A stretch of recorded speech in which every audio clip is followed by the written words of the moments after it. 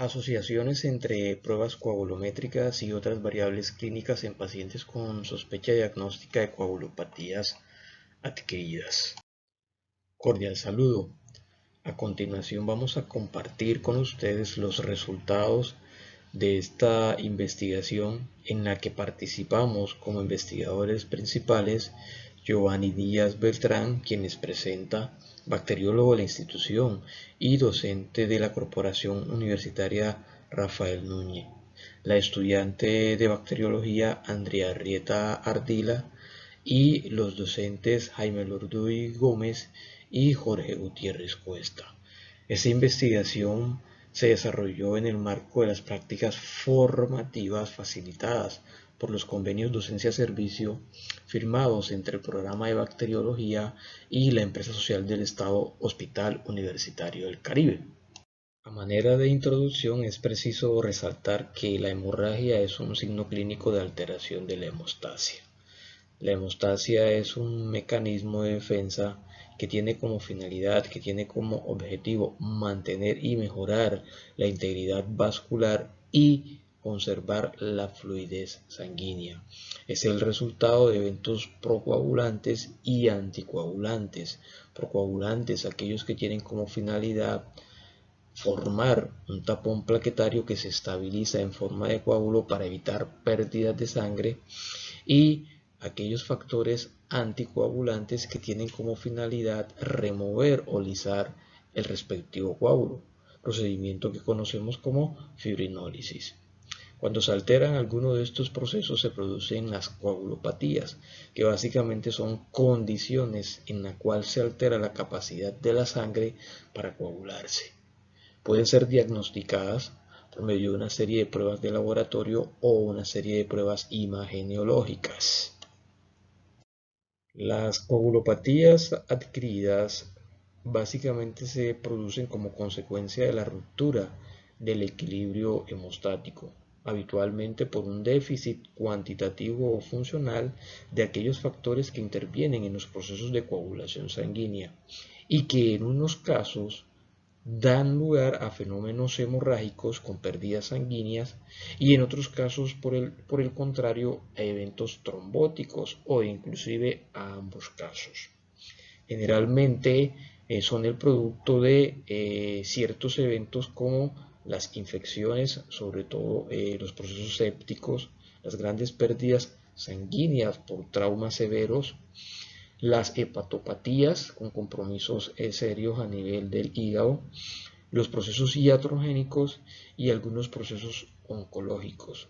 Este tipo de procesos, este tipo de patologías suelen desencadenar las coagulopatías adquiridas. La coagulación y la fibrinólisis son dos procesos extremadamente importantes en hemostasia. Uno tiene como finalidad detener una hemorragia. Para ello se crea un coágulo que básicamente sustituye a un tapón plaquetario primario, el cual posteriormente es diluido y eliminado mediante un segundo proceso llamado fibrinólisis. En condiciones normales debe existir un equilibrio entre ambos procesos, entre coagulación y fibrinólisis.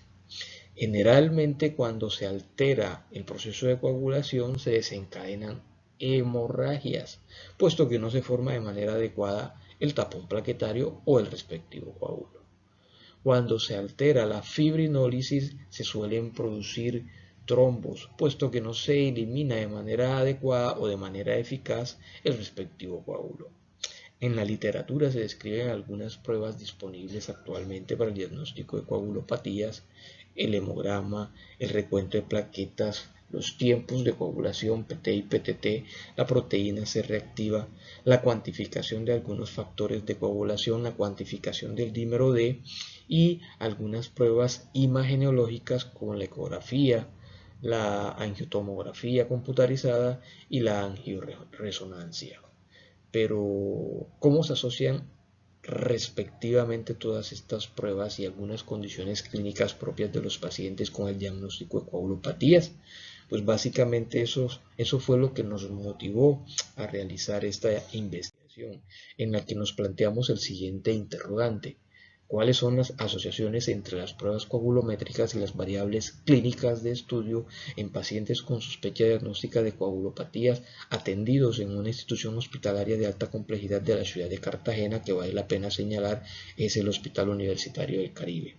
Como objetivo general, básicamente nos trazamos establecer las asociaciones entre las pruebas coagulométricas y otras variables clínicas en pacientes con sospecha diagnóstica de coagulopatías adquiridas atendidos en la institución, y como objetivos específicos analizar los resultados de las pruebas coagulométricas y las características clínicas y sociodemográficas de los pacientes, caracterizar la población muestral seleccionada en base al diagnóstico médico definitivo consignada en la respectiva historia, establecer las asociaciones de cada una de las variables de estudio con respecto a la caracterización poblacional y comparar los promedios de las variables cuantitativas.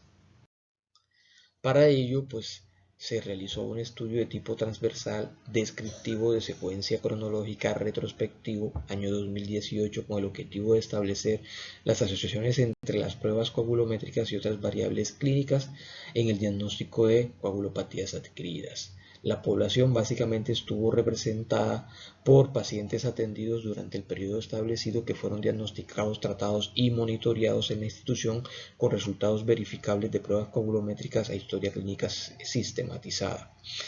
Para la muestra se tuvieron en cuenta datos como la población atendida durante el año 2018, cerca de 30.000 pacientes, y los datos establecidos en el reporte de consenso sobre sepsis para América Latina, donde se establece que cerca del 25 al 35% de los pacientes atendidos en los servicios de urgencia son diagnosticados con sepsis y un cuarto de ellos pueden desarrollar algún tipo de coagulopatía. Teniendo en cuenta estos datos, se realizó el cálculo muestral con ayuda del programa EPIDAT 4.2, que definió una muestra total de 153 pacientes con un nivel de confianza del 90% y un error del 3.2%.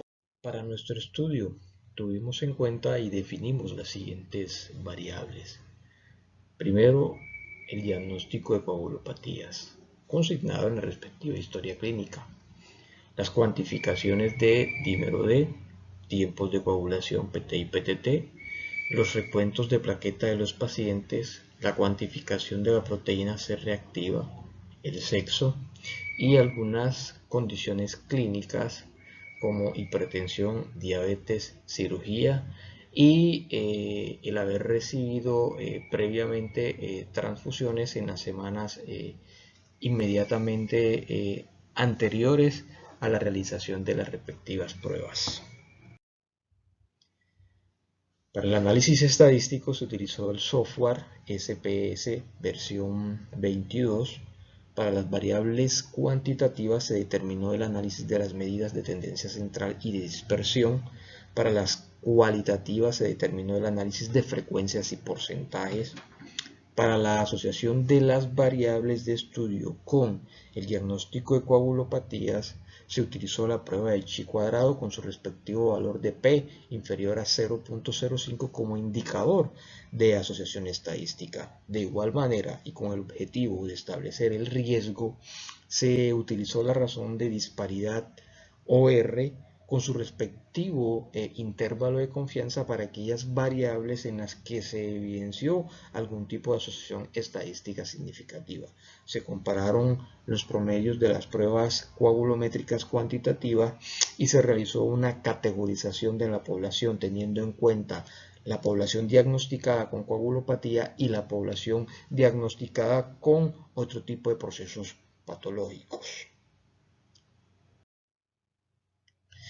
Este trabajo además se ajustó a las pautas nacionales e internacionales en materia de investigación, como por ejemplo la resolución 8430 de 1993, que establece las normas científicas, técnicas y administrativas para investigación en salud, el acuerdo 01 del 10 de marzo de 2017, el Código de Ética de Investigación de la Corporación Universitaria Rafael Núñez, además de otros criterios como el Código Nuremberg, la Declaración de Helsinki y el Informe Belmont. Con respecto a los resultados, tenemos que resaltar que para el periodo de estudio se identificaron de la base de datos del laboratorio clínico 157 pacientes que cumplieron con los criterios de inclusión. Estos 157 pacientes pues tenían todas las variables de estudio necesarias para realizar la respectiva investigación.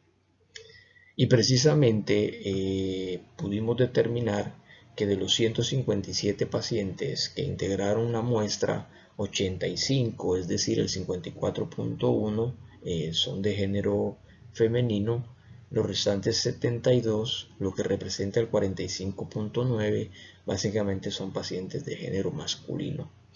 La gran mayoría de los pacientes, cerca del 62.4%, eran pacientes menores de 65 años.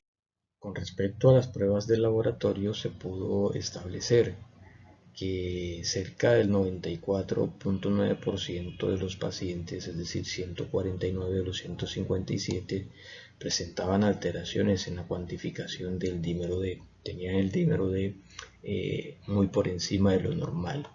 Con respecto a los tiempos de coagulación, específicamente el PT, se pudo establecer que cerca del 29.9%, es decir, 47, presentaban alteraciones en este tiempo. Con respecto al PTT, el 23.6% de los pacientes, es decir, 37 de los 157, tuvieron alteraciones en la cuantificación de este tiempo prolongado, lógicamente. El recuento de plaquetas, se pudo establecer que cerca del 28.7% de los pacientes, es decir, 45, presentaron recuentos de plaqueta inferiores a 150.000, y con respecto a la PCR se pudo establecer que cerca del 72% de los pacientes, es decir, 113, presentaron cuantificación de PCR por encima de lo normal o mayor de 6. Con respecto a algunas condiciones clínicas preexistentes, se pudo establecer que cerca del 50.3% de los pacientes, es decir, 79 de los 157, fueron diagnosticados previamente con hipertensión, que además el 21% de ellos, es decir, 33 de los 157, fueron diagnosticados previamente como diabéticos, que cerca del 22.3% de los pacientes, es decir, 35, tuvieron algún tipo de cirugía previa a la realización de las pruebas, y que de manera general el 22.3%, es decir, 35 de ellos, recibieron algún tipo de transfusión previo a la realización de las pruebas. En el caso de las pruebas de laboratorio y las condiciones clínicas preexistentes y su asociación con coagulopatías, teniendo en cuenta además los dos grupos categorizados, es decir, los diagnosticados con coagulopatía y los diagnosticados con otros procesos patológicos, se pudo establecer que para la gran mayoría de las variables de estudio no hubo una asociación estadísticamente significativa con el diagnóstico de coagulopatías.